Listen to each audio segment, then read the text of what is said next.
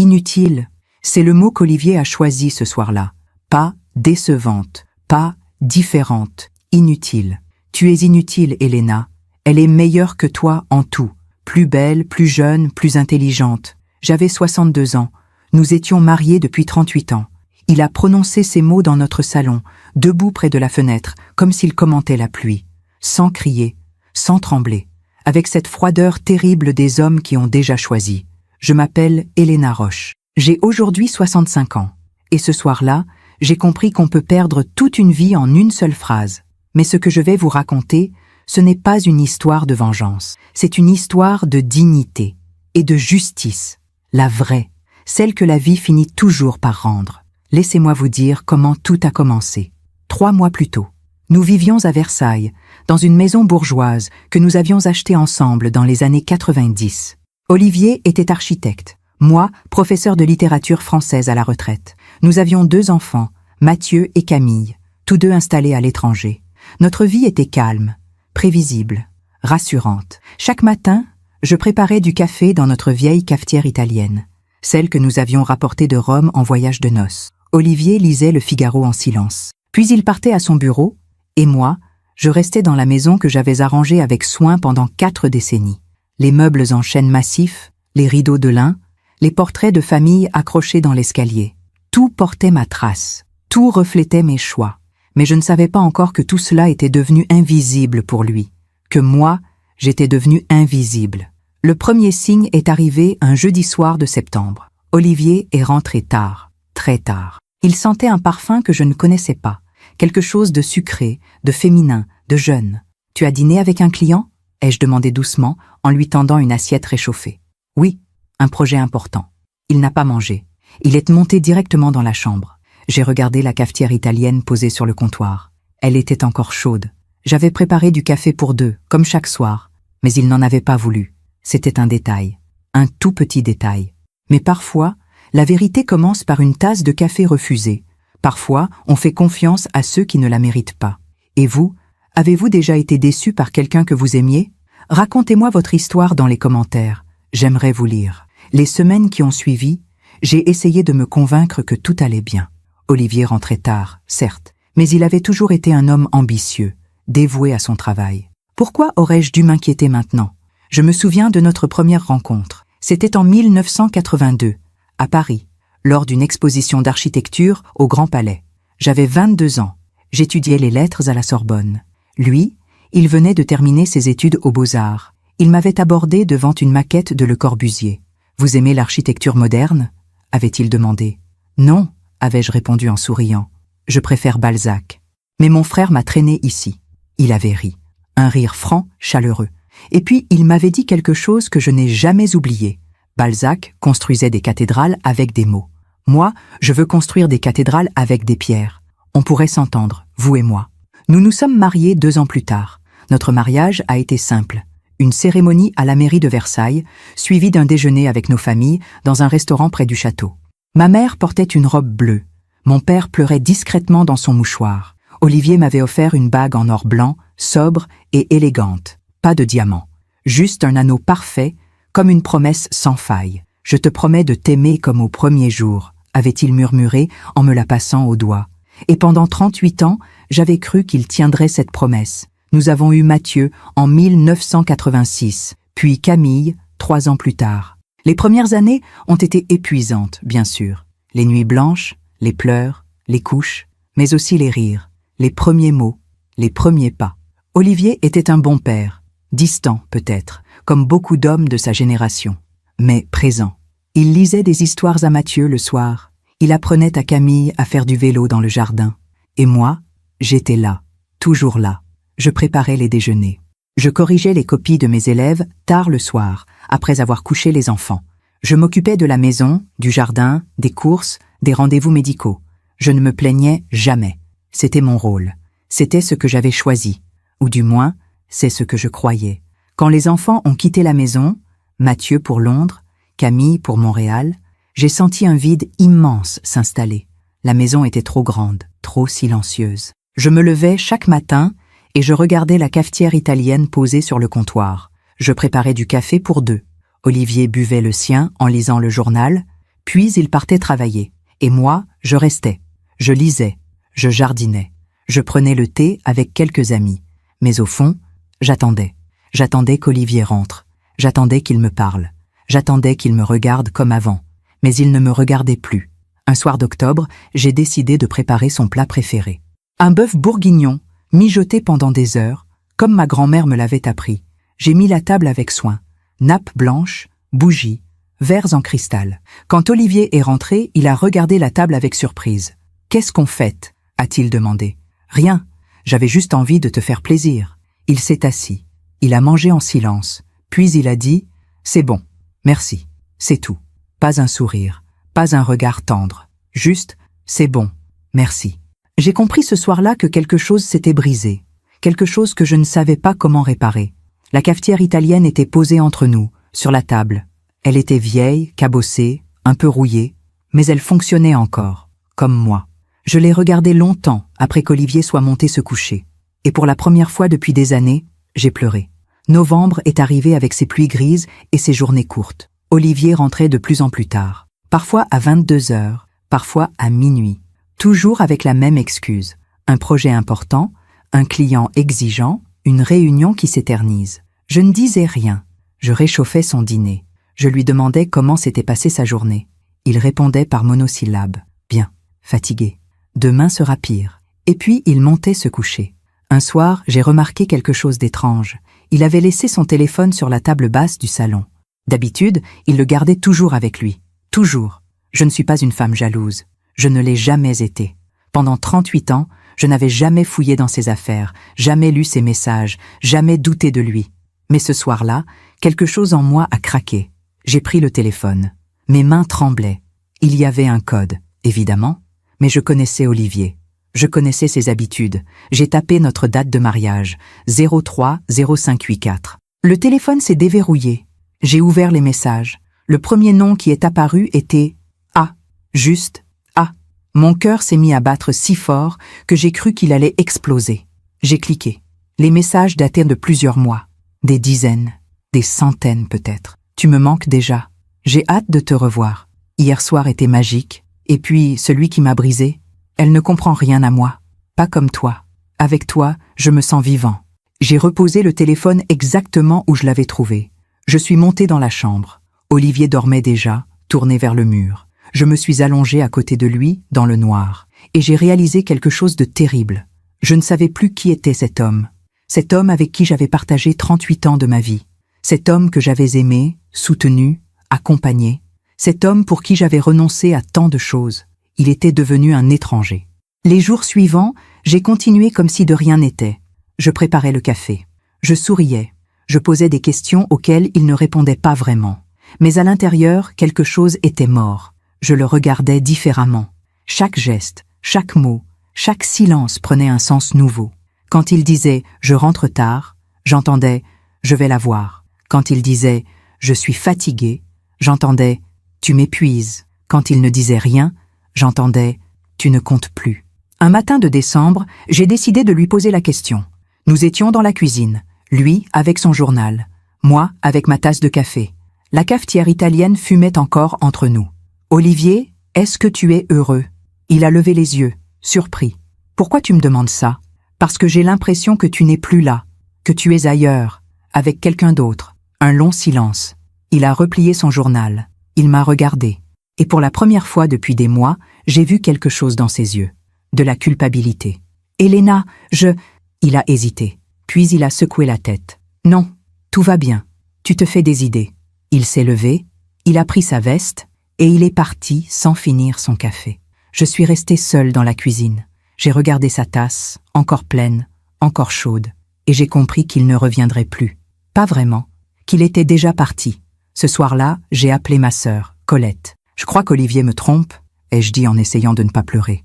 Elle a soupiré. « Elena, ma chérie, les hommes de notre génération ne changent pas. Ils s'ennuient, ils cherchent ailleurs, mais ils ne partent jamais vraiment. Qu'est-ce que je dois faire ? Rien. Attends, il reviendra. Ils reviennent toujours. Mais je ne voulais pas attendre. Je ne voulais pas être cette femme qui ferme les yeux. Cette femme qui accepte. Cette femme qui se tait. J'avais déjà trop attendu. Pendant que je raconte tout cela, Je me demande d'où vous m'écoutez. Écrivez le nom de votre ville en commentaire. 3 jours plus tard, j'ai trouvé un autre indice. Une facture de restaurant.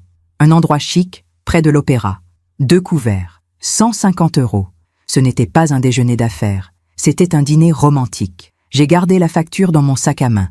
Comme une preuve. Comme une arme. Je ne savais pas encore ce que j'allais en faire. Mais je savais que je ne pouvais plus faire semblant. Fin décembre, Olivier m'a annoncé qu'il partait quelques jours pour un salon professionnel à Lyon. « Je reviens après Noël », a-t-il dit en bouclant sa valise. Noël. Nous avions toujours passé Noël ensemble, avec les enfants quand ils étaient petits, puis juste nous deux, après leur départ. Mais cette année, ils ne seraient pas là. Les enfants ne viennent pas, ai-je dit doucement. Mathieu est à Londres, Camille au Canada. On sera seuls. Je sais, mais c'est important. Je ne peux pas refuser. Il a embrassé mon front comme on embrasse une vieille tante. Et il est parti. J'ai passé Noël seul. J'ai mis la table pour un. J'ai préparé un repas simple. J'ai allumé une bougie. Et j'ai regardé la cafetière italienne, posée sur le comptoir. Elle était vide, froide, inutile, comme moi. Le 27 décembre, Olivier est rentré. Il avait l'air reposé, détendu, presque joyeux. « Comment était Lyon ?» ai-je demandé. « Bien. »« Très bien. » Il a posé sa valise dans l'entrée. Et puis il m'a regardé. Vraiment regardé. Mais ce n'était pas un regard d'amour. C'était un regard de pitié. Janvier est arrivé avec son cortège de résolutions et de faux départs. J'ai décidé de faire comme si tout allait bien. De sourire, de ne rien dire, de ne rien demander. C'est ce que ma mère m'avait appris après tout. Une femme intelligente sait fermer les yeux sur certaines choses, disait-elle. Un mariage, c'est un équilibre fragile. Il ne faut pas le secouer. Alors je n'ai rien secoué. J'ai continué à préparer le café chaque matin, à faire les courses, à entretenir la maison, à sourire quand Olivier rentrait tard. Je me suis effacée un peu plus chaque jour. Un soir, j'ai proposé d'aller au cinéma ensemble. Il y a ce film français dont tout le monde parle, ai-je dit. On pourrait y aller samedi soir, comme avant. Il a levé les yeux de son ordinateur. Samedi? Non, impossible. J'ai un dîner professionnel. Dimanche alors? Dimanche, je suis fatiguée. Une autre fois. Il n'y avait jamais d'autre fois. Je me souviens d'une conversation avec mon amie Brigitte, autour d'un thé, dans un salon de la rue de Rivoli. Brigitte était divorcée depuis 10 ans. Elle avait refait sa vie. Elle semblait heureuse. « Tu as l'air triste, Elena », a-t-elle dit en posant sa main sur la mienne. « Non, tout va bien. Ne me mens pas. Je te connais depuis le lycée. » J'ai baissé les yeux. Olivier est distant. Distant comment? Comme s'il n'était plus là. Comme si j'étais devenue invisible. Brigitte a soupiré. Les hommes de notre âge traversent parfois des crises. Ils ont peur de vieillir. Ils cherchent à se prouver quelque chose. Tu crois qu'ils me trompent? Elle n'a pas répondu tout de suite. Elle a bu une gorgée de thé. Puis elle a dit, si c'est le cas, tu le sauras. Et à ce moment-là, tu devras choisir, rester ou partir. Mais moi, je ne voulais pas choisir. Je voulais juste que tout redevienne comme avant. Février, mars, avril. Les mois passaient et je m'enfonçais dans une routine silencieuse. Je souriais aux voisins. Je répondais poliment aux questions. Oui, tout va bien. Olivier travaille beaucoup. Vous savez ce que c'est. Mais à l'intérieur, je me sentais mourir. Je me regardais dans le miroir et je ne me reconnaissais plus. Mes cheveux grisonnaient. Ma peau se relâchait. Mes yeux avaient perdu leur éclat. J'avais 62 ans et j'avais l'impression d'en avoir 80. Un soir d'avril, Olivier est rentré avec un bouquet de fleurs, des roses blanches. J'ai été surprise, touchée, peut-être même émue. Pour moi? Oui, je me suis dit que ça te ferait plaisir. Je les ai mises dans un vase. Je les ai regardées longtemps. Et puis, quelques heures plus tard, j'ai compris. Les roses blanches. C'était ce qu'on offre quand on se sent coupable. Ce soir-là, j'ai à nouveau pris son téléphone. Les messages avec A continuaient. Mais cette fois, j'ai vu quelque chose que je n'avais pas vu avant. Une photo. Elle était jeune, très jeune, peut-être 35 ans. Des cheveux longs et bruns, un sourire éclatant. Belle. Mon cœur s'est serré. Je n'étais pas jalouse de sa beauté. J'étais jalouse de sa jeunesse, de sa vie entière devant elle. Moi, j'avais déjà vécu la mienne. Et je l'avais vécue pour un homme qui ne me voyait plus. Le lendemain matin, j'ai préparé le café comme d'habitude. Olivier est descendu. Il a pris sa tasse. Il a commencé à lire le journal. « Olivier? Oui? Est-ce que tu m'aimes encore ?» Il a levé les yeux. Il m'a regardé. Et pour la première fois, j'ai vu la vérité dans ses yeux. Non, il ne m'aimait plus. Peut-être même qu'il ne m'avait jamais vraiment aimé. Mais au lieu de le dire, il a souri, un sourire triste, fatigué. « Bien sûr que je t'aime, Elena. Ne dis pas de bêtises. » Et il est reparti derrière son journal. Je suis resté debout, ma tasse à la main. La cafetière italienne fumait encore entre nous. Mais le café avait un goût amer ce matin-là, le goût du mensonge. J'ai commencé à faire des choses que je n'avais jamais faites. Je suis allé chez le coiffeur. J'ai changé de couleur. J'ai acheté de nouveaux vêtements. J'ai perdu du poids. Je pensais que peut-être, s'il me voyait changer, il me regarderait à nouveau. Mais non, il ne remarquait rien. Un soir, je lui ai demandé « Tu aimes mes cheveux ?» Il a levé les yeux, distrait. « Tes cheveux ? Ah oui, c'est joli. » Et il est retourné à son téléphone. Mai est arrivé avec le printemps. Les arbres fleurissaient dans le jardin. Les oiseaux chantaient. La lumière était douce. Mais moi, je ne voyais rien de tout ça. Je voyais seulement les heures passer, les jours, les semaines. Je voyais ma vie s'écouler sans bruit, sans éclat, sans sens. Je me demandais si c'était ça, vieillir, devenir invisible, inutile, transparente. Un après-midi, j'ai reçu un appel de Mathieu, mon fils. « Maman, comment vas-tu ? » « Bien, mon chéri. Et toi ? Je m'inquiète pour toi. Ta voix, tu as l'air triste. Mais non, tout va bien. Et papa ? Il travaille beaucoup, comme toujours. Un silence. Maman, si tu as besoin de parler, je suis là. Je sais, mon amour. Merci. Mais je n'ai rien dit. Comment aurais-je pu lui expliquer que son père ne m'aimait plus ? Comment aurais-je pu briser l'image qu'il avait de nous ? Pendant que je raconte tout cela, je me demande d'où vous m'écoutez. Écrivez le nom de votre ville en commentaire. Juin. Olivier a annoncé qu'il partait une semaine à Bordeaux. Encore un salon ? Ai-je demandé ? Oui, tu pars souvent ces derniers temps. C'est mon travail, Elena. Il a dit mon prénom comme si c'était un fardeau.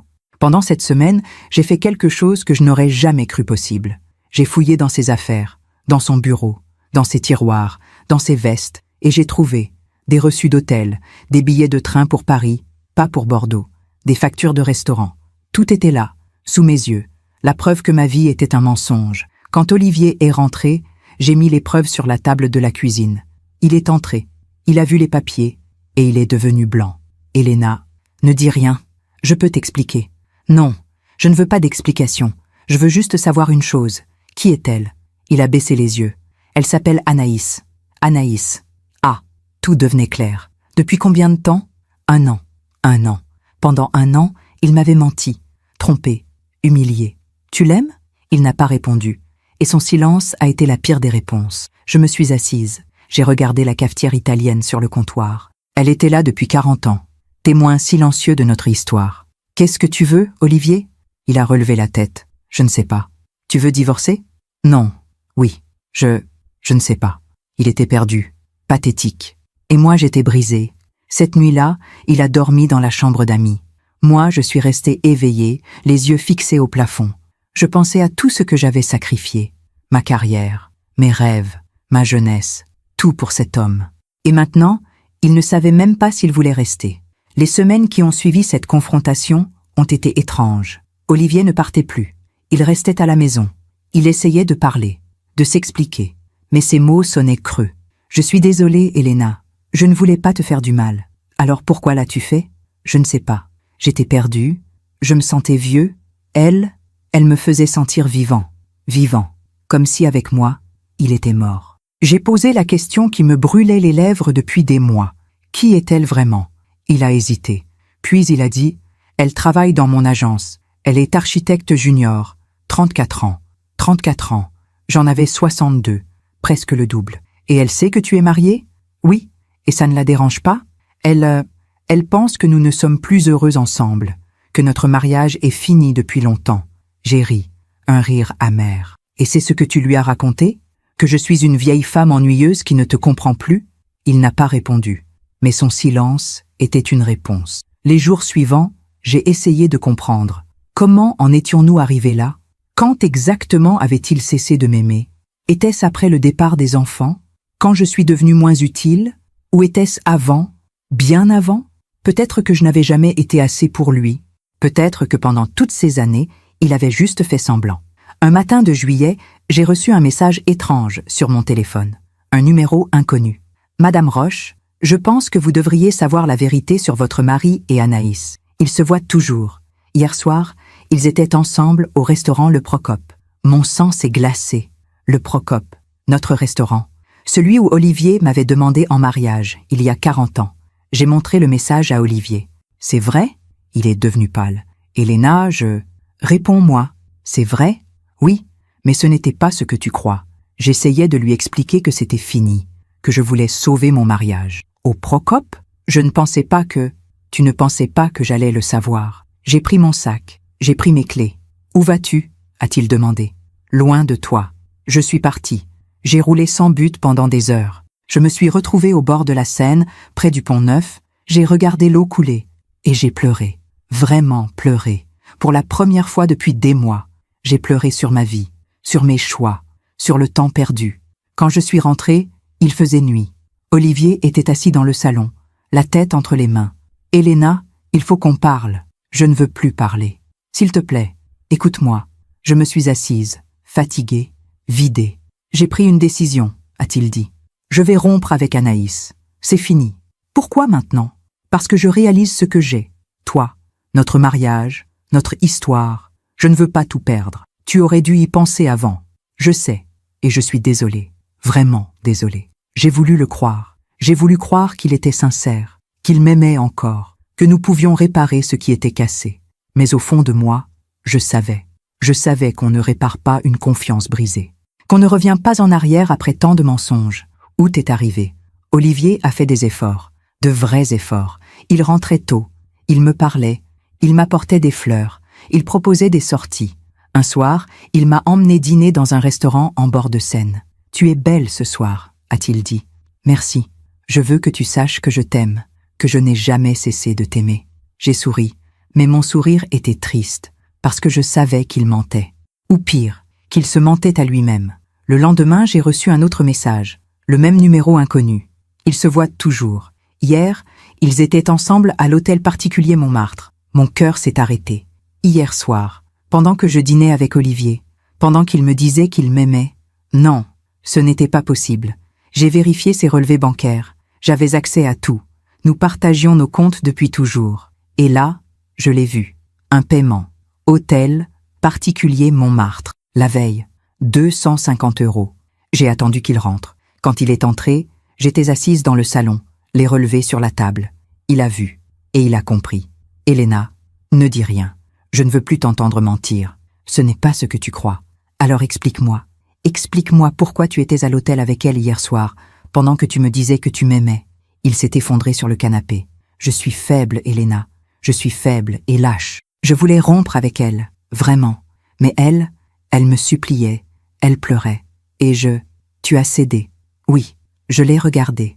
Vraiment regardé. Cet homme pathétique. Cet homme qui avait peur de vieillir. Cet homme qui courait après sa jeunesse perdue. Et j'ai réalisé quelque chose. Je ne l'aimais plus.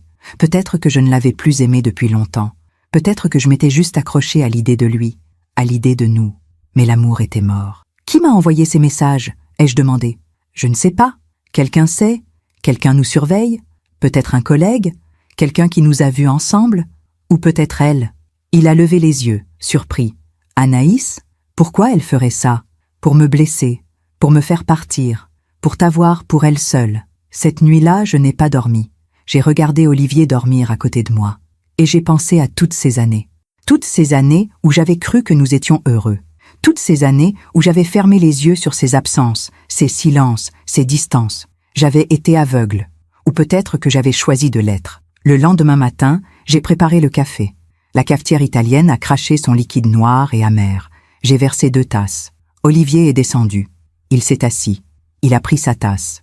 Et moi, j'ai dit les mots que je n'avais jamais osé prononcer. Je veux que tu partes. Il a levé les yeux, choqué. Quoi? Je veux que tu partes. Maintenant. Aujourd'hui. Elena, attends. Non, je ne veux plus attendre. Je ne veux plus être cette femme qui attend, qui pardonne, qui ferme les yeux. C'est fini. Il a essayé de protester, de s'excuser, de me convaincre. Mais ma décision était prise. Pour la première fois depuis des mois, j'étais sûre de moi. J'étais sûre que je méritais mieux. Mieux que ses mensonges, mieux que son indifférence, mieux que cette vie à moitié vécue. Mais ce que je ne savais pas encore, c'est que la vraie vérité était bien pire, et qu'elle allait me frapper en plein cœur quelques jours plus tard. Olivier n'est pas parti immédiatement. Il a supplié, pleuré, promis. Donne-moi une dernière chance, une seule. Je vais tout arrêter. Je vais changer. Tu as eu des dizaines de chances, Olivier. Et tu as menti à chaque fois. Cette fois, c'est différent. Je le jure. Mais ses serments ne valèrent plus rien. Il a fini par partir 3 jours plus tard, avec une valise et sa fierté en lambeaux. Il a loué un petit appartement près de son agence, rue de Turbigo, dans le 3e arrondissement. Nous avons convenu de prendre du temps, de réfléchir, de voir si nous pouvions sauver quelque chose. Mais au fond, nous savions tous les deux que c'était fini. La maison était étrangement silencieuse sans lui. Je marchais dans les pièces vides et j'entendais mes pas résonner. La cafetière italienne restait sur le comptoir de la cuisine. Je ne l'utilisais plus. À quoi bon préparer du café pour une seule personne? Je buvais du thé maintenant, dans des tasses en porcelaine que ma mère m'avait offertes. C'était comme si je réapprenais à vivre. Septembre est arrivé. Un matin, j'ai reçu un appel de mon amie Brigitte. « Elena, il faut que je te voie, c'est urgent. » Qu'est-ce qui se passe? Pas au téléphone. Rejoins-moi au café de Flore. Dans 1 heure. Sa voix tremblait. Quand je suis arrivée, Brigitte était déjà là, assise en terrasse, une cigarette à la main. Elle ne fumait jamais. « Qu'est-ce qui se passe ?» ai-je demandé en m'asseyant. Elle a écrasé sa cigarette. Elle m'a regardé, droit dans les yeux. « Il faut que je te dise quelque chose que j'aurais dû te dire il y a longtemps. » Mon cœur s'est serré. « Quoi ?» ?»« C'est à propos d'Olivier et d'Anaïs. Je sais déjà tout. Il me l'a avoué. »« Non, tu ne sais pas tout. » Elle a sorti son téléphone. Elle a fait défiler quelques photos. Puis elle m'en a montré une. C'était une photo prise dans un restaurant. Olivier et Anaïs. Mais ils n'étaient pas seuls. Il y avait un 3e homme à la table. Un homme que je connaissais très bien. Marc, le meilleur ami d'Olivier depuis 40 ans. « Marc? Qu'est-ce qu'il fait là ?» Brigitte a hésité. « Elena, Marc et Anaïs, ils sont ensemble, depuis le début. Le monde s'est arrêté autour de moi. »« Quoi ? Anaïs est la petite amie de Marc. Ils vivent ensemble depuis 2 ans. »« Non, ce n'est pas possible. Olivier m'a dit... »« Olivier te ment. Encore. » J'ai regardé la photo. J'ai regardé leur visage, leur sourire complice. Et tout est devenu clair. Marc qui venait dîner chez nous. Marc qui partait en vacances avec Olivier. Marc que je considérais comme un frère. Marc qui avait une petite amie beaucoup plus jeune que lui, une certaine Anaïs. « Depuis quand tu sais ?» ai-je demandé, la voix brisée. « Depuis quelques mois. J'ai vu Marc avec elle dans un restaurant. Puis j'ai entendu des rumeurs. Des gens parlaient, disaient qu'Olivier et Marc se partageaient. » Elle n'a pas fini sa phrase, mais je comprenais. Je suis rentrée chez moi dans un état second. J'ai appelé Olivier. « Il faut qu'on parle. Maintenant. Elena, je suis au travail. » Maintenant, il a entendu quelque chose dans ma voix. Quelque chose de définitif. J'arrive. 1 heure plus tard, il était là, debout dans notre salon. C'est quoi cette urgence? J'ai sorti mon téléphone. J'ai montré la photo que Brigitte m'avait envoyée. Explique-moi ça. Il est devenu blanc. Où as-tu trouvé cette photo? Réponds à ma question. Qui est Anaïs? Il a détourné les yeux. C'est la petite amie de Marc. Alors pourquoi tu couchais avec elle? Silence. Un long silence. Olivier, regarde-moi. Il a levé les yeux. Et pour la première fois, j'ai vu la vérité. Toute la vérité. Marc et moi, on se connaît depuis le lycée. On a toujours été proches. Très proches. Et, il y a 3 ans, on a commencé à sortir ensemble. Marc, Anaïs et moi, des dîners, des week-ends. Mon estomac s'est retourné. Des week-ends? Oui. Tous les 3? Oui. J'ai dû m'asseoir. Mes jambes ne me portaient plus. Donc tout ce temps, quand tu me disais que tu partais en déplacement avec Marc, nous partions avec elle. Et quand tu me disais que tu l'aimais, je ne sais pas si je l'aime, ou si j'aime l'idée de me sentir jeune, de me sentir désirée. Je l'ai regardé, cet homme que j'avais cru connaître. Et moi, qu'est-ce que j'étais pour toi pendant tout ce temps? Il a baissé la tête. Tu étais ma femme. Mais tu ne m'aimais pas? Je ne sais pas. Tu ne sais pas. J'ai ri. Un rire amer, douloureux. Pendant 38 ans, j'ai vécu avec un homme qui ne savait pas s'il m'aimait, qui couchait avec la petite amie de son meilleur ami, qui me mentait en me regardant dans les yeux. Elena, non, laisse-moi finir. Je me suis levée. J'ai marché jusqu'à la fenêtre. Tu sais ce qui me fait le plus mal? Ce n'est même pas la trahison. C'est le mépris. Je ne te méprise pas. Si, tu me méprises depuis longtemps. Tu me vois comme une vieille femme ennuyeuse, une femme qui t'attend à la maison, une femme inutile. Il n'a pas nié. Sors de chez moi. Elena, sors, maintenant. C'est aussi ma maison. Non, cette maison, c'est moi qui l'ai faite. Moi qui ai choisi chaque meuble, chaque rideau, chaque tableau. Toi, tu n'as fait que dormir ici. Il a voulu protester, mais il a vu quelque chose dans mes yeux, quelque chose qu'il n'avait jamais vu, de la force. Très bien, je vais partir, mais on devra parler. Du divorce, de la maison, de l'argent. On parlera avec des avocats. Il a hoché la tête, et il est parti. Quand la porte s'est refermée, je me suis effondrée. J'ai pleuré, longtemps, violemment, pas sur lui, pas sur notre mariage, sur moi, sur toutes ces années perdues, sur toute cette vie gâchée. Le soir même, j'ai reçu un dernier message du numéro inconnu. Vous méritez mieux. Vous avez toujours mérité mieux. J'ai répondu pour la première fois. Qui êtes-vous? La réponse est arrivée quelques minutes plus tard. Quelqu'un qui vous observe depuis longtemps, quelqu'un qui vous admire, quelqu'un qui attend le bon moment.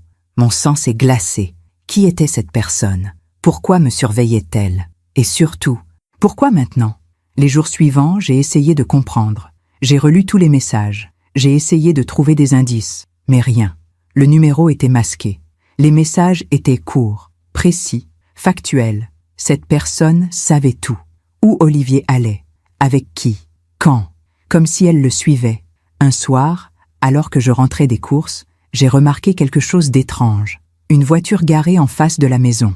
Une Peugeot noire, avec quelqu'un à l'intérieur. J'ai essayé de voir qui c'était, mais les vitres étaient teintées. Quand je me suis approché, la voiture a démarré et est partie. J'ai commencé à avoir peur. Peur de cette personne invisible qui me surveillait. Peur de ce qu'elle voulait. Peur de ce qu'elle pourrait faire. J'ai appelé Brigitte. Quelqu'un me surveille. Quoi? Je reçois des messages. Quelqu'un sait tout sur Olivier et moi. Et maintenant, il y a une voiture qui me suit. Elena, tu devrais appeler la police. Et leur dire quoi? Que quelqu'un m'envoie des messages qui disent la vérité sur mon mari? Le lendemain, j'ai reçu un nouveau message. Ne vous inquiétez pas, je ne vous veux aucun mal. Au contraire, je veux vous aider. J'ai répondu immédiatement. M'aider comment? En vous montrant qui vous êtes vraiment. Et qui suis-je? Une femme forte, une femme qui mérite d'être aimée, une femme qui a passé trop de temps dans l'ombre d'un homme qui ne la voyait pas. Ces mots m'ont touché, profondément, parce qu'ils étaient vrais. Je me demande encore si j'ai fait le bon choix. Et vous? Qu'auriez-vous fait à ma place? Octobre est arrivé avec ses feuilles mortes et ses journées grises. J'ai commencé les démarches de divorce. J'ai pris un avocat, maître Delacroix, une femme dans la cinquantaine, brillante et sans concession. Vous avez droit à la moitié de tout, m'a-t-elle dit. La maison, les économies, la retraite, tout. Je ne veux pas son argent. Je veux juste ma dignité. Votre dignité n'empêche pas de prendre ce qui vous revient de droit. Les négociations ont été difficiles. Olivier voulait garder la maison, ou au moins la vendre et partager. Moi, je voulais qu'il parte, définitivement. Cette maison est à moi, ai-je dit lors d'une réunion chez l'avocat. Moralement. Moralement ne compte pas devant la loi, a répondu son avocat. Alors, je vais me battre. Novembre. Les messages du numéro inconnu continuaient, mais ils changèrent de ton. Bientôt, vous comprendrez. Bientôt, tout sera clair. Qu'est-ce qui sera clair? La vérité. Toute la vérité. Et puis, un soir de novembre, j'ai compris. J'ai reçu une enveloppe dans ma boîte aux lettres. À l'intérieur, des photos. Des photos d'Olivier, avec Anaïs, avec Marc, dans des positions compromettantes. Des photos prises dans différents endroits, différents moments. Quelqu'un les suivait depuis des mois. Peut-être des années. Au dos de l'une des photos, un mot écrit à la main. Il ne vous méritait pas, mais quelqu'un d'autre vous mérite. Quelqu'un qui vous voit, quelqu'un qui vous attend. Mon cœur battait si fort que j'ai cru qu'il allait exploser. Qui était cette personne? Et pourquoi me donnait-elle ces photos maintenant? J'ai passé la nuit à regarder ces photos. Chaque image était une gifle, chaque cliché révélait un mensonge de plus. Olivier et Anaïs dans un restaurant. Olivier et Marc riant ensemble. Les trois, main dans la main, sortant d'un hôtel. Toute une vie parallèle que j'ignorais. Toute une réalité dont j'avais été exclu. Au matin, j'ai pris une décision. J'allais confronter Olivier, mais pas seul. J'allais le confronter devant Marc, devant Anaïs, devant tous ceux qui m'avaient menti. J'allais leur montrer que je savais, que je n'étais plus cette femme aveugle et soumise. J'ai appelé Olivier. Je veux qu'on se voie. Toi, moi, Marc et Anaïs. Elena, je ne pense pas que ce soit une bonne idée. Je ne te demande pas ton avis. Je te dis ce qui va se passer. Demain soir, 20h, au café de Flore. Si vous n'êtes pas là, j'envoie ces photos à vos collègues, à vos clients, à tout le monde. Un long silence. Quelle photo? Tu verras demain. J'ai raccroché. Mes mains tremblaient. Mais pour la première fois depuis des mois, je me sentais vivante. Je ne subissais plus. J'agissais. Le lendemain soir, j'étais au café de Flore à 19h30. J'avais mis une robe noire, simple, élégante. J'avais soigné mes cheveux, mon maquillage. Je voulais qu'il me voie, vraiment me voie. Pas comme une vieille femme brisée, mais comme une femme digne, une femme forte. Ils sont arrivés à 20h05. Olivier d'abord, l'air tendu, puis Marc, mal à l'aise, et enfin Anaïs. Je l'ai vue pour la première fois en chair et en os. Elle était exactement comme sur les photos. Jeune, belle, sûre d'elle. Elle portait un jean et un pull en cachemire, décontracté, comme si tout cela n'était qu'une formalité ennuyeuse. Ils se sont assis. Personne n'a parlé pendant un long moment. Puis j'ai sorti l'enveloppe. J'ai étalé les photos sur la table. Leurs visages se sont décomposés. « Où as-tu trouvé ça ?» a demandé Olivier, la voix blanche. « Peu importe. Ce qui importe, c'est que maintenant, je sais tout. » Marc a essayé de prendre une photo. Je l'ai arrêté d'un geste. « Ne touche pas. » Il a reculé sa main. « Elena, écoute, ce n'est pas ce que tu crois. »« Ah non ? Alors explique-moi. Explique-moi ce que je vois sur ces photos. » Il a baissé les yeux. Je me suis tournée vers Anaïs. « Et toi ? Tu n'as rien à dire ?» Elle m'a regardée. Ses yeux étaient froids, durs. « Qu'est-ce que vous voulez que je dise ? La vérité. Depuis combien de temps ? 3 ans. 3 ans. Et ça ne t'a jamais dérangé ? De détruire un mariage ? Elle a haussé les épaules. Votre mariage était déjà mort. Ces mots m'ont frappé comme un coup de poing. Comment oses-tu ? C'est la vérité. Olivier me l'a dit 100 fois. Il était malheureux avec vous. Vous étiez comme une colocataire, plus comme une femme. J'ai regardé Olivier. C'est ce que tu lui as dit ? Il n'a pas répondu. Réponds-moi. C'est ce que tu lui as dit ? Elena. Réponds. Oui, a-t-il murmuré. J'ai senti quelque chose se briser en moi. Définitivement. Tu es lâche. Tu as toujours été lâche. Elena. Non. Laisse-moi parler. Pour une fois, tu vas m'écouter. Je me suis levée. J'ai pris les photos. Je les ai regardées, un par un. Pendant 38 ans, j'ai construit une vie avec toi. J'ai élevé tes enfants. J'ai entretenu ta maison. J'ai soutenu ta carrière. J'ai renoncé à mes rêves pour que tu puisses réaliser les tiens. Ma voix tremblait, mais je continuais. Et toi, qu'est-ce que tu as fait ? Tu m'as trahi, tu m'as menti, tu m'as humilié.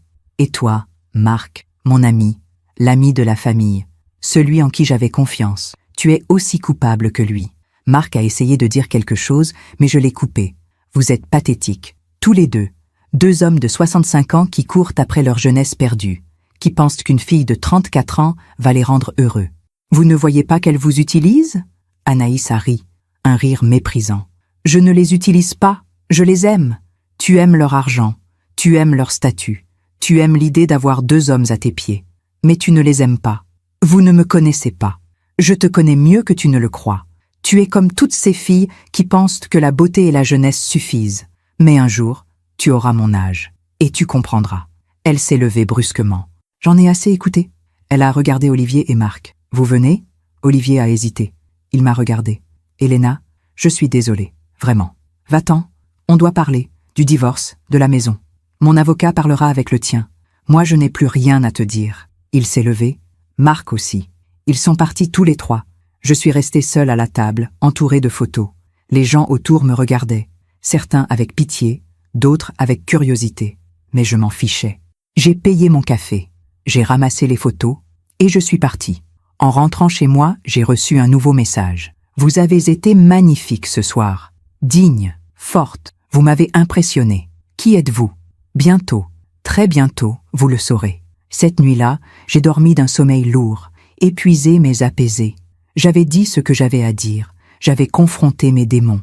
Et maintenant, je pouvais tourner la page.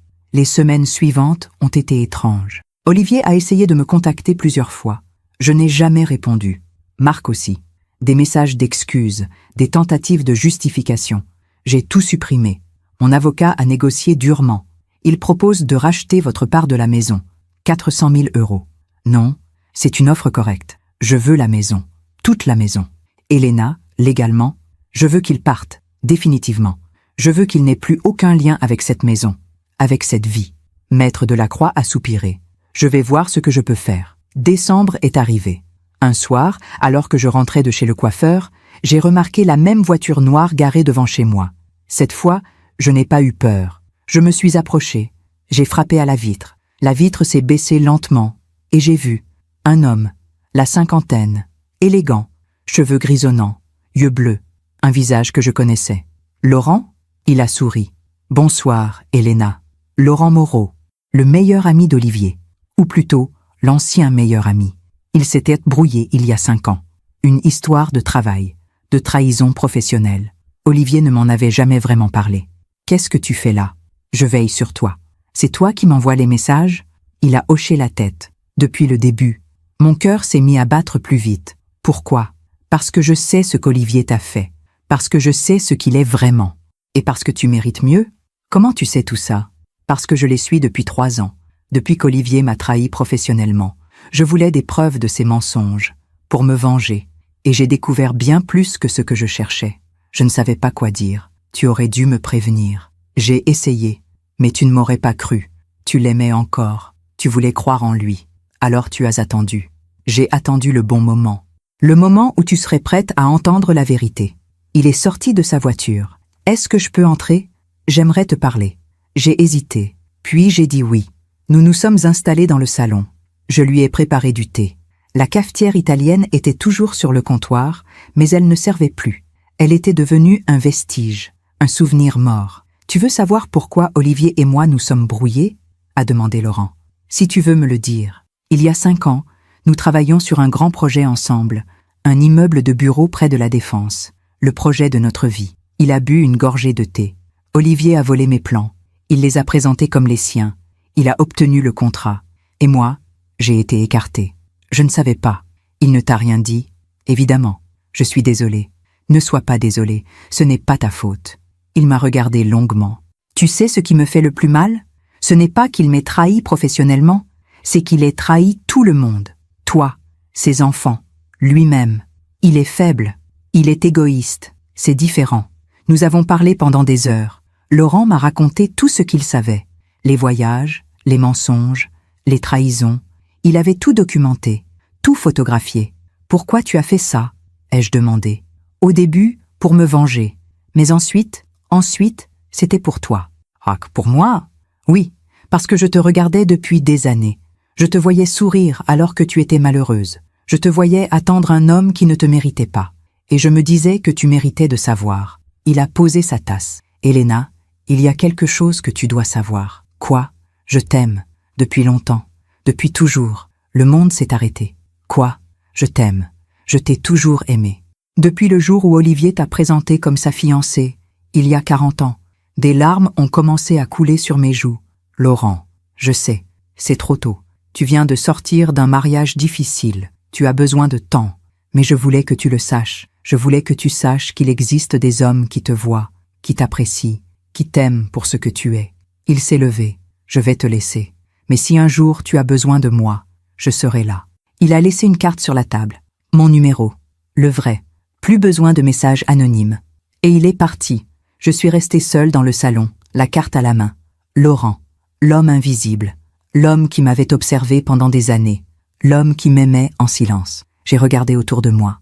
Cette maison, ces meubles, ces souvenirs, tout portait la trace d'Olivier. Mais moi, où étais-je dans tout ça? Cette nuit-là, j'ai pris une décision. J'allais refaire ma vie. Non pas avec Laurent, pas tout de suite, mais pour moi. J'allais retrouver celle que j'étais avant Olivier, celle que j'avais oubliée. Les jours qui ont suivi la révélation de Laurent ont été étranges. Je me sentais à la fois libérée et désorientée. Libérée de savoir la vérité, toute la vérité, mais désorientée parce que je ne savais pas quoi faire de cette information. Laurent m'aimait, depuis 40 ans. Pendant tout ce temps où j'étais mariée à Olivier, Laurent m'observait, m'admirait, m'aimait en silence. J'ai relu sa carte des dizaines de fois. Laurent Moreau, architecte, son numéro de téléphone, son adresse. Mais je ne l'ai pas appelé, pas encore. J'avais besoin de temps, de réfléchir, de comprendre qui j'étais maintenant. Janvier 2024 est arrivé. Une nouvelle année, un nouveau départ. J'ai décidé de faire quelque chose que je n'avais jamais fait. Voyager, seule. J'ai réservé un billet pour Florence. 1 semaine. Un petit hôtel près du Ponte Vecchio. Quand j'ai annoncé ça à Brigitte, elle a été surprise. Toute seule? Oui. Tu es sûre? Pour la première fois depuis longtemps, oui. Je suis sûre. À Florence, j'ai marché pendant des heures. J'ai visité les musées, les églises, les jardins. J'ai mangé seul dans de petits restaurants. J'ai bu du vin en regardant le coucher de soleil sur l'Arno. Et j'ai pensé à ma vie, à toutes ces années passées à attendre, à servir, à me taire. J'avais 22 ans quand j'ai rencontré Olivier. J'étudiais la littérature, j'avais des rêves. Je voulais écrire, voyager, enseigner dans une université. Mais je m'étais mariée, j'avais eu des enfants, et mes rêves étaient passés au second plan. Puis, ils avaient disparu complètement. Un soir, assise sur un banc face au Duomo, j'ai sorti un carnet, et j'ai commencé à écrire. Pas une lettre, pas un journal, une histoire, mon histoire. J'ai écrit sur la jeune fille que j'étais, sur la femme que j'étais devenue, sur celle que je voulais être. J'ai écrit sur Olivier, sur ses mensonges, sur ma douleur, mais j'ai aussi écrit sur ma force, sur ma résilience, sur ma dignité. Et en écrivant, j'ai compris quelque chose. Je n'avais pas perdu 38 ans. J'avais gagné quelque chose de précieux, la connaissance de moi-même. Quand je suis rentrée à Paris, j'étais différente, plus légère, plus sereine. J'ai ouvert toutes les fenêtres de la maison. J'ai laissé entrer l'air frais. J'ai enlevé certains meubles, certains tableaux, certains souvenirs. J'ai repeint le salon, en blanc cassé, une couleur douce, apaisante. Et puis, un matin, j'ai fait quelque chose de symbolique. J'ai pris la cafetière italienne. Je l'ai regardée longuement. Elle était cabossée, rouillée, usée, comme mon mariage. Je l'ai emballée dans du papier journal. Je l'ai mise dans un carton.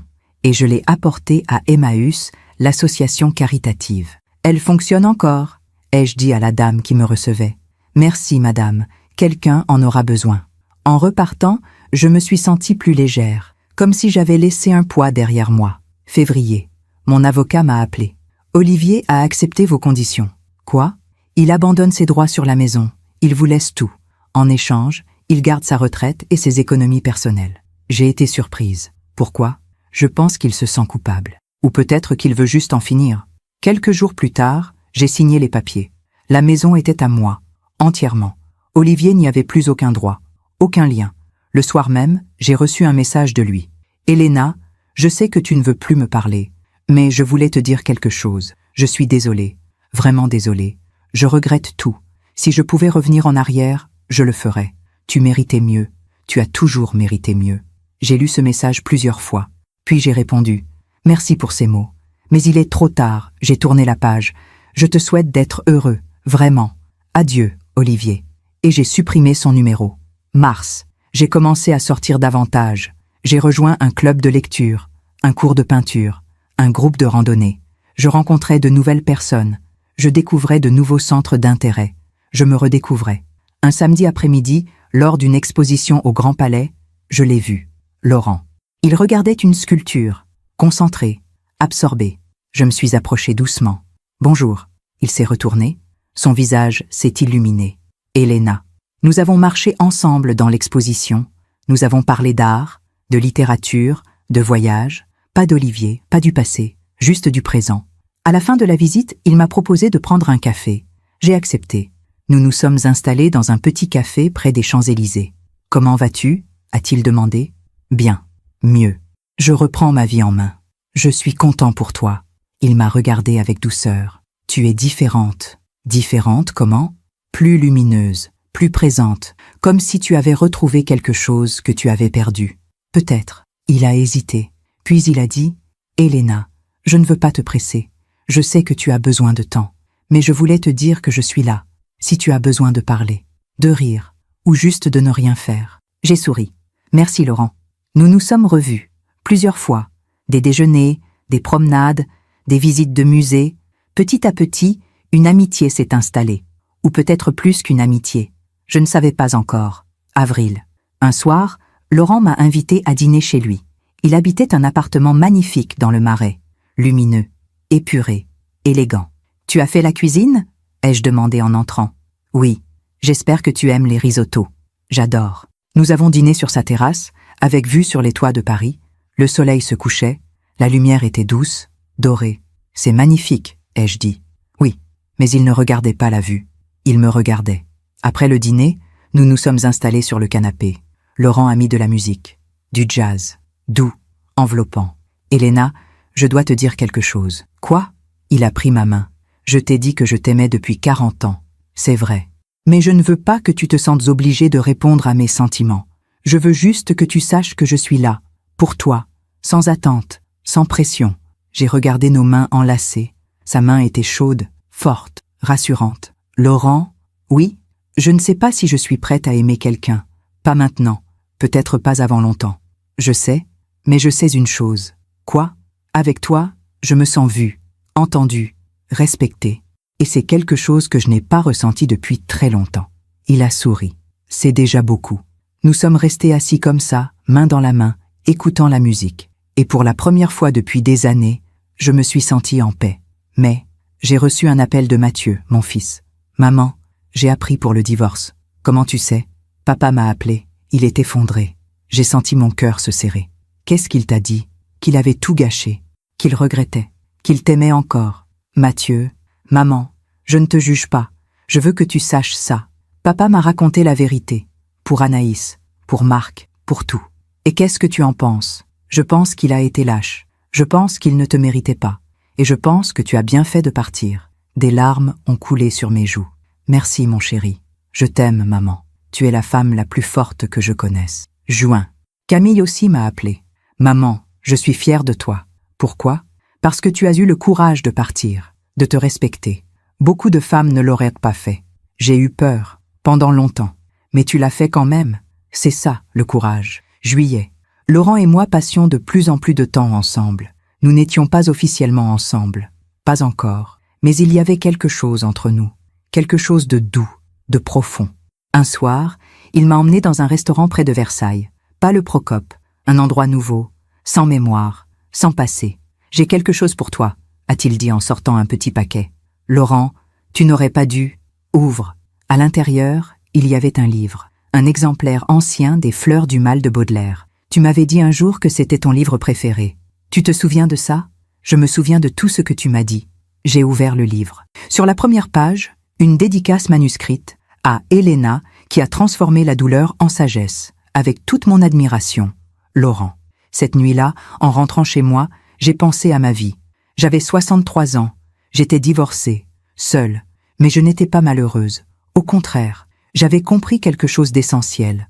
Le bonheur ne vient pas de l'autre, il vient de soi. Il vient de cette capacité à se respecter, à se choisir, à dire non. Et moi, j'avais dit non. Non à l'humiliation, non au mensonge, non à l'indifférence. J'avais choisi la dignité. Août. Un après-midi, alors que je lisais dans mon jardin, j'ai entendu la sonnette. C'était Olivier. Il avait vieilli. Ses cheveux étaient plus gris, son visage plus creusé. Elena, qu'est-ce que tu fais là? Je voulais te voir, te parler. Je l'ai fait entrer.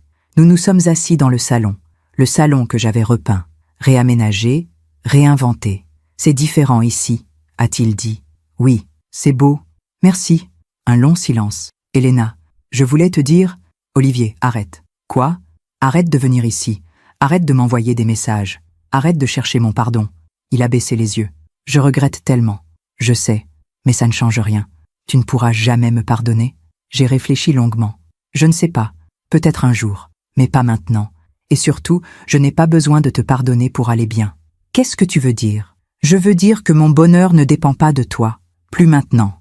Il a hoché la tête. Des larmes coulèrent sur ses joues. Tu es avec quelqu'un? Ce ne sont pas tes affaires. C'est Laurent, n'est-ce pas? Je n'ai pas répondu. Il t'aime depuis toujours, tu sais. Même quand nous étions amis, je le voyais te regarder. Et toi, tu ne voyais rien? Non, je ne voyais rien. Il s'est levé. Je vais te laisser, mais je voulais que tu saches une chose. Quoi? Tu es inutile. Elle est meilleure que toi en tout. Plus belle, plus jeune, plus intelligente. Ces mots terribles qu'il avait prononcés des mois plus tôt. C'est ce que tu m'as dit. Je sais, et c'était la pire erreur de ma vie. Parce que c'est faux. Tu es extraordinaire. Et je ne l'ai jamais vu. Il est parti. Et cette fois, je savais qu'il ne reviendrait plus. Septembre 2024. 3 mois après la dernière visite d'Olivier. J'avais repris une vie normale. Ou plutôt, j'avais construit une nouvelle vie. Une vie où je ne dépendais de personne. Où je choisissais mes journées. Où je respirais librement. Laurent et moi nous voyions régulièrement. Nous n'étions toujours pas officiellement ensemble. Mais quelque chose grandissait entre nous. Quelque chose de doux et de patient. Un dimanche matin, il m'a proposé une promenade au jardin du Luxembourg. Il fait beau. On devrait en profiter. Avec plaisir. Nous marchions main dans la main entre les allées bordées d'arbres. Les feuilles commençaient à roussir. L'automne approchait. Elena, j'ai quelque chose à te demander. Quoi? Est-ce que tu serais d'accord pour qu'on parte en voyage ensemble? Quelques jours. En Italie peut-être. J'ai souri. L'Italie. Comme c'est étrange. Ah, pourquoi? Parce que c'est là-bas que j'ai commencé à me retrouver. À Florence. Alors retournons-y ensemble. J'ai accepté. Le lendemain, j'ai reçu un appel de Brigitte. Sa voix était étrange, hésitante. Elena, il faut que je te dise quelque chose. Quoi? Qu'est-ce qui se passe? C'est à propos d'Olivier. Mon cœur s'est serré. Il lui est arrivé quelque chose? Oui et non. Brigitte a pris une grande inspiration. Anaïs l'a quitté. J'ai été surprise. Quand? Il y a 2 semaines. Elle est partie avec Marc. Avec Marc? Je croyais qu'ils étaient ensemble tous les 3. Oui, mais apparemment, Anaïs a fait son choix. Elle a choisi Marc. J'ai ressenti quelque chose d'étrange. Pas de la satisfaction. Pas de la joie.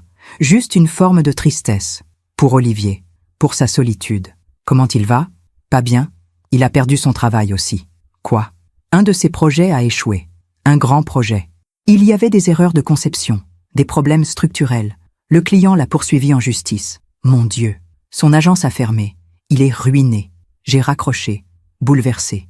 Olivier, l'homme qui avait tout. Le succès, l'argent, la jeunesse à ses côtés. Il avait tout perdu. 1 semaine plus tard, j'ai reçu un message de Mathieu. Maman, papa est à l'hôpital. Mon sang s'est glacé. Qu'est-ce qui s'est passé? Il a fait un malaise. Rien de grave, mais il est très faible. Très déprimé. Dans quel hôpital? Hôpital Georges Pompidou. J'ai hésité. Devais-je y aller? Devais-je le voir? Laurent m'a dit « C'est à toi de décider. Mais tu n'es pas obligé. Tu ne lui dois rien. Je sais. Mais le lendemain, je suis allée à l'hôpital. J'ai trouvé sa chambre. Numéro 312. J'ai frappé doucement. Entrez. Olivier était allongé dans le lit. Pâle. Amaigri. Il m'a vue et ses yeux se sont remplis de larmes. « Elena, tu es venue. » Mathieu m'a appelé. Je me suis assise sur la chaise près du lit. « Comment tu te sens? » Mal. Très mal. Qu'est-ce que les médecins disent? Épuisement, dépression, rien de mortel, juste la vie qui me rattrape. Il a fermé les yeux. J'ai tout perdu, Elena. Tout. Je sais. Brigitte m'a dit. Mon travail, mon agence, Anaïs, Marc, tout. J'ai regardé cet homme brisé, cet homme qui m'avait brisé, et je n'ai ressenti ni haine ni satisfaction. Juste de la tristesse. Elle m'a traité de vieux, de pathétique. Elle m'a dit qu'elle m'avait utilisé, pour l'argent, pour le confort. Il pleurait maintenant. Et Marc a ri. Il m'a dit que j'étais un imbécile, que j'avais tout gâché, ma carrière, mon mariage, ma vie.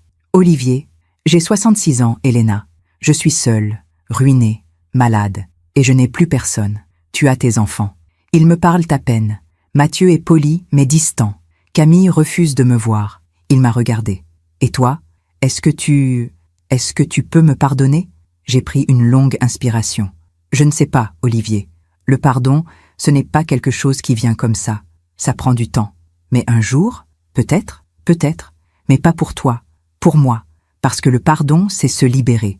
Et je suis déjà libre. Il a fermé les yeux. Tu as quelqu'un dans ta vie? J'ai hésité. Puis j'ai dit la vérité. Oui. Laurent? Oui. Un long silence. Il a de la chance. C'est moi qui ai de la chance. Pourquoi? Parce qu'il me voit, parce qu'il me respecte, parce qu'il m'aime pour ce que je suis. Olivier a hoché la tête. Je t'ai traité comme si tu étais inutile, comme si elle était meilleure que toi en tout. Plus belle, plus jeune, plus intelligente. Ces mots, encore ces mots. Je sais, mais c'était faux.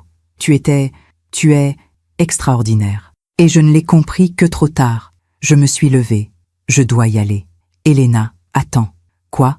Est-ce que tu reviendras me voir? J'ai réfléchi. Je ne sais pas. Peut-être, s'il te plaît. Olivier, tu dois comprendre quelque chose. Je ne suis pas responsable de ton bonheur. Tu as fait des choix. Et maintenant, tu dois vivre avec les conséquences. Il a baissé la tête. Je sais. Je suis partie. Dans le couloir de l'hôpital, j'ai croisé une infirmière. Elle portait un plateau, des médicaments, de l'eau. Elle allait dans la chambre d'Olivier. Et j'ai pensé à quelque chose qu'on m'avait dit un jour. La vie finit toujours par rendre ce qu'on lui donne. Octobre. Laurent et moi sommes partis en Italie. Rome, Florence, Venise. 10 jours de lumière, de beauté, de douceur. Un soir, sur un balcon à Venise, face au Grand Canal, Laurent m'a pris dans ses bras. « Je t'aime, Elena ». C'était la première fois qu'il le disait depuis cette nuit chez lui, des mois plus tôt. J'ai regardé l'eau scintiller sous la lune. « Moi aussi, je t'aime. »« Vraiment ?»« Oui, vraiment. » Il m'a embrassé. Un baiser doux, respectueux, plein de promesses. À notre retour à Paris, j'ai appris que Marc avait quitté Anaïs. Il l'a plaqué, m'a dit Brigitte au téléphone. Il est retourné avec sa femme. Sa femme? Je ne savais même pas qu'il était marié. Il l'était. Il avait divorcé il y a 5 ans. Mais apparemment, ils se sont réconciliés. Et Anaïs? Elle est seule. Elle a perdu son travail aussi. Olivier l'avait embauchée dans son agence. Quand l'agence a fermé, elle s'est retrouvée sans rien. Je n'ai pas ressenti de joie. Juste une forme de justice naturelle. Chacun récoltait ce qu'il avait semé. Novembre. J'ai reçu une lettre. À la main. Pas d'adresse d'expéditeur. Je l'ai ouverte avec curiosité. Madame Roche, vous ne me connaissez pas. Je m'appelle Sophie. Je suis l'ancienne assistante d'Olivier. Je vous écris pour vous dire quelque chose d'important. Pendant des années, j'ai vu comment Olivier vous traitait. Avec indifférence. Avec mépris. Il parlait de vous au bureau comme si vous étiez un fardeau. Je voulais vous prévenir, mais je ne savais pas comment. Aujourd'hui, il a tout perdu. Son agence, sa réputation, ses amis. Et je pense qu'il a enfin compris. Il m'a dit, quelques jours avant que l'agence ferme, « J'ai détruit la seule personne qui m'aimait vraiment. Je voulais que vous le sachiez, pas pour que vous le plaigniez, mais pour que vous sachiez que vous aviez raison, que vous méritez mieux, et que la vie lui a donné ce qu'il méritait. Soyez heureuse, Madame Roche. Respectueusement, Sophie. » J'ai replié la lettre lentement. La vie lui a donné ce qu'il méritait. Décembre. Un soir, alors que je dînais chez Laurent, mon téléphone a sonné. C'était Mathieu. « Maman, papa est sorti de l'hôpital. »« Ah, comment il va ?»« Mieux physiquement. Mais moralement, il est détruit. »« Il vit où maintenant ?»« Dans un petit studio, rue de la Roquette. Il vend des assurances pour survivre. » Des assurances. Olivier. L'architecte brillant. Le chef d'entreprise. L'homme au succès éclatant. Il vendait des assurances. Est-ce qu'il a quelqu'un? Non. Il est seul. Complètement seul. Un silence. « Oh, maman? Oui? Tu ne lui dois rien. Je voulais juste que tu le saches. Je sais, mon chéri. Merci. » J'ai raccroché. Laurent me regardait. « Tout va bien? » Oui, tout va bien. Et c'était vrai. Tout allait bien. Olivier avait perdu tout ce qu'il chérissait. Non pas parce que je l'avais vengé, mais parce que la vie avait fait son travail. On ne construit pas le bonheur sur les mensonges. On ne trouve pas l'amour dans la trahison. On ne garde pas ce qu'on n'a jamais respecté. Olivier l'avait appris, à ses dépens. Et moi, j'avais appris autre chose. Que la justice n'a pas besoin de nos mains.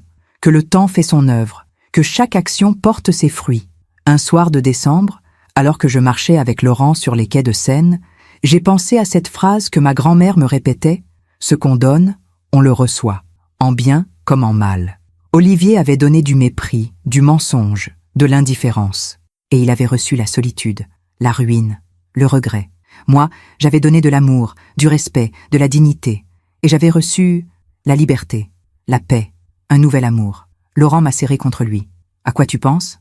À la vie, à la justice. La justice? Oui, la vraie, celle qui vient toute seule, celle qu'on ne force pas. Il a souri. Tu as raison. Nous avons continué à marcher. Et j'ai pensé à Olivier, seul dans son studio. À Anaïs, seule et sans travail. À Marc, revenu vers sa femme par défaut, pas par amour. Ils m'avaient tous traité comme si j'étais inutile, comme si j'étais rien. Mais des années plus tard, c'était moi qui marchais libre, la main dans celle d'un homme qui m'aimait. Et eux, ils récoltaient le vide qu'ils avaient semé. La vie finit toujours par rendre ce qu'on lui donne. Janvier 2025. 3 ans, exactement après cette soirée terrible où Olivier avait prononcé ces mots « Tu es inutile. Elle est meilleure que toi en tout. Plus belle, plus jeune, plus intelligente. » 3 ans. Et pourtant, j'avais l'impression d'avoir vécu plusieurs vies depuis.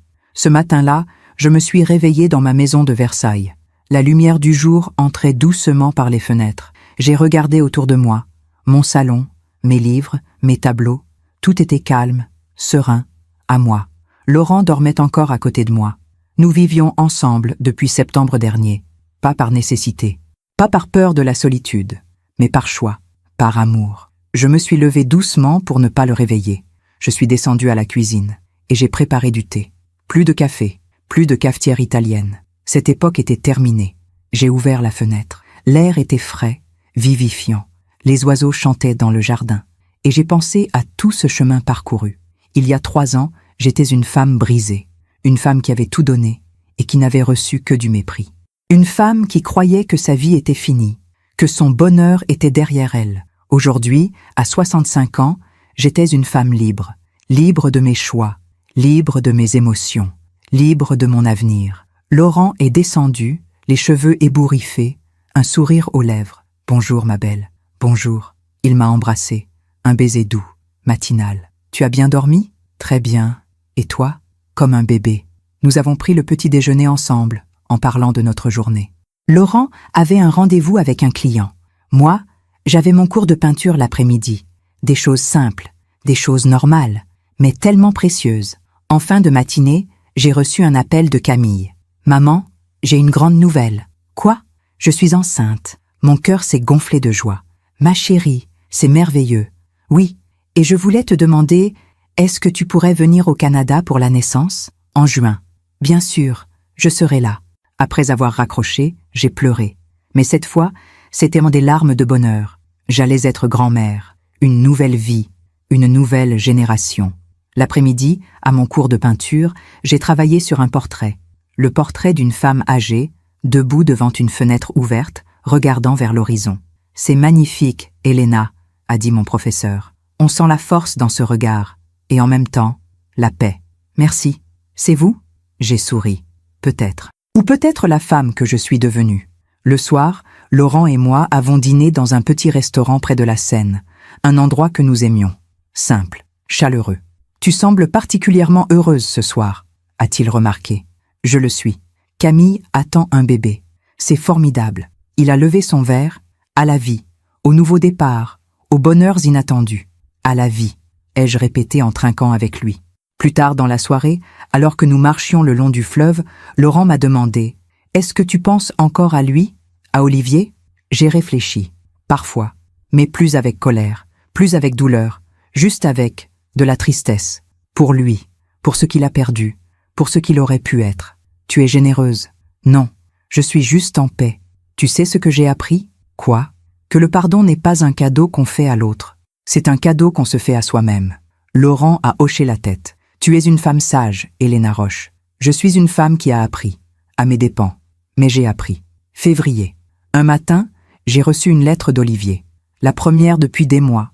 J'ai hésité avant de l'ouvrir, puis je l'ai fait. Chère Elena, je ne sais même pas si tu liras cette lettre. Je ne sais pas si tu veux encore entendre parler de moi. Mais je devais t'écrire. Une dernière fois. Je voulais te dire que j'ai compris. Trop tard, je sais, mais j'ai compris. Tu n'étais pas inutile. Tu n'as jamais été inutile. Tu étais le pilier de ma vie. La personne qui me soutenait, qui croyait en moi, qui m'aimait malgré mes défauts. Et moi, je t'ai traité comme si tu étais invisible. Comme si tu ne comptais pas. Je te demande pardon. Pas pour que tu me pardonnes. Je sais que je ne le mérite pas. Mais pour que tu saches que j'ai compris mon erreur. Tu méritais un homme qui te voit, qui t'apprécie, qui t'aime pour ce que tu es. J'espère que tu as trouvé cet homme. Je te souhaite tout le bonheur du monde, Elena. Tu le mérites plus que quiconque. Olivier. J'ai replié la lettre lentement. J'ai ressenti de la tristesse, mais pas de colère. Il avait compris. Enfin, mais c'était trop tard. J'ai montré la lettre à Laurent.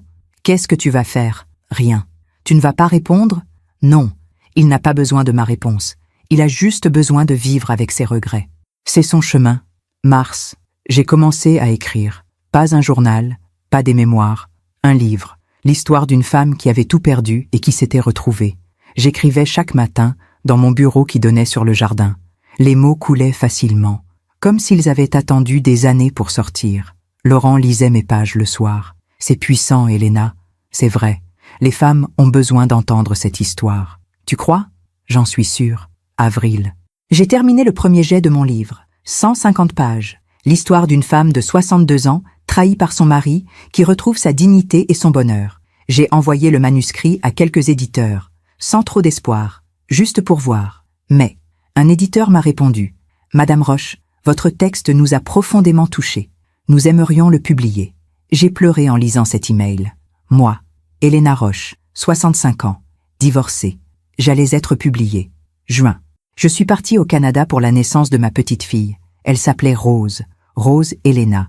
Quand Camille me l'a mise dans les bras, j'ai senti mon cœur exploser de bonheur. « Merci maman », a dit Camille. « Pourquoi tu me remercies ? Parce que tu m'as appris à être forte, à ne jamais accepter moins que ce que je mérite. » Ces mots magnifiques, c'était le plus beau cadeau qu'elle pouvait me faire. Juillet.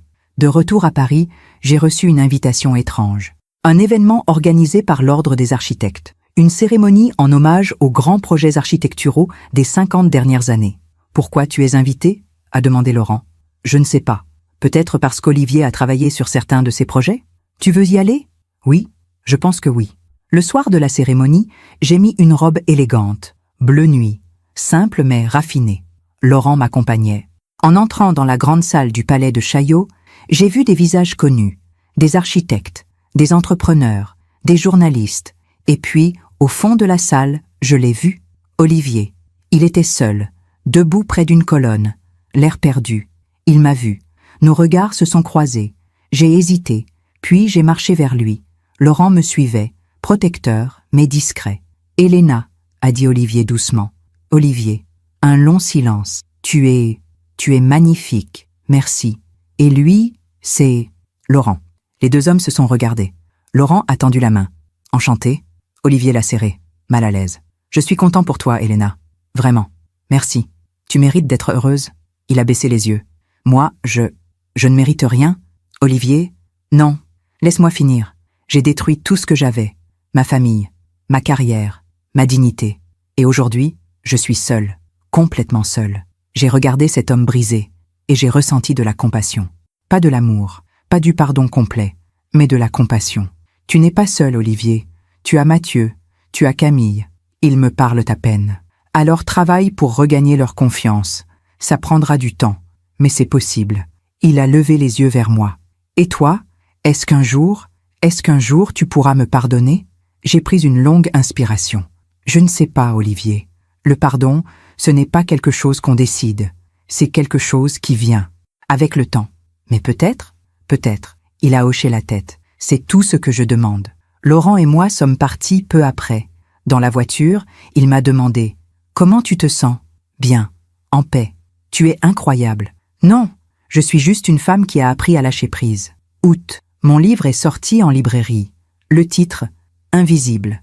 Les critiques ont été bonnes, très bonnes. Un témoignage poignant sur la dignité retrouvée. Une histoire universelle qui parlera à toutes les femmes. Des lectrices m'ont écrit, des dizaines, puis des centaines. Merci pour ce livre, il m'a aidé à partir. Votre histoire m'a donné le courage de dire non. J'ai 68 ans et je viens de quitter mon mari. Grâce à vous. Ces messages m'ont profondément touchée. Si mon histoire pouvait aider ne serait-ce qu'une femme à ouvrir les yeux, alors tout cela avait eu un sens. Septembre.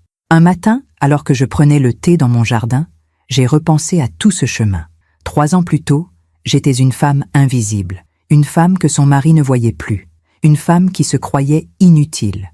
Aujourd'hui, j'étais une femme libre, une femme aimée, une femme qui avait retrouvé sa voix. J'ai pensé à Olivier, seul dans son studio, à Anaïs, qui avait perdu tout ce qu'elle pensait gagner, à Marc, qui était revenu vers sa femme par défaut, pas par amour. Ils avaient tous cherché le bonheur au mauvais endroit, dans la jeunesse, dans le mensonge, dans la trahison, et ils avaient trouvé le vide. Moi, j'avais cherché le bonheur en moi-même, dans ma dignité, dans mon respect, dans ma liberté, et j'avais trouvé la paix. Laurent est sorti dans le jardin. « À quoi tu penses ? À la vie. Et qu'est-ce qu'elle te dit, la vie ?» J'ai souri. Elle me dit que rien n'est jamais fini, que chaque fin est un nouveau départ, que la douleur peut se transformer en sagesse. Il s'est assis à côté de moi. « Tu sais ce que je pense ? Quoi ? Que tu es la femme la plus courageuse que je connaisse. » J'ai pris sa main. Je n'ai pas toujours été courageuse. J'ai eu peur, longtemps. Mais tu l'as fait quand même. C'est ça le courage. Nous sommes restés assis comme ça, main dans la main, regardant le jardin. Et j'ai pensé à toutes les femmes qui, comme moi, avaient été traitées comme si elles étaient invisibles, à toutes celles qui avaient accepté l'inacceptable, à toutes celles qui pensaient qu'il était trop tard. Je voulais leur dire, il n'est jamais trop tard, jamais, à 55 ans, à 60, à 70, à 80. Il n'est jamais trop tard pour se choisir, pour dire non, pour partir, pour recommencer. La vie ne s'arrête pas à 60 ans. Elle ne s'arrête jamais. Tant qu'on respire, on peut changer, on peut grandir, on peut être heureuse. Et si mon histoire peut aider, ne serait-ce qu'une femme, à ouvrir les yeux, à retrouver sa dignité, à se choisir, alors tout cela aura eu un sens. Merci de m'avoir écouté jusqu'au bout. Si cette histoire a touché votre cœur, abonnez-vous et activez la cloche pour entendre d'autres femmes qui ont transformé la douleur en sagesse. Chaque jour, une femme, une leçon de vie. Partagez cette histoire avec quelqu'un que vous aimez. Parfois, une histoire change toute une journée. Que Dieu vous bénisse et à très bientôt.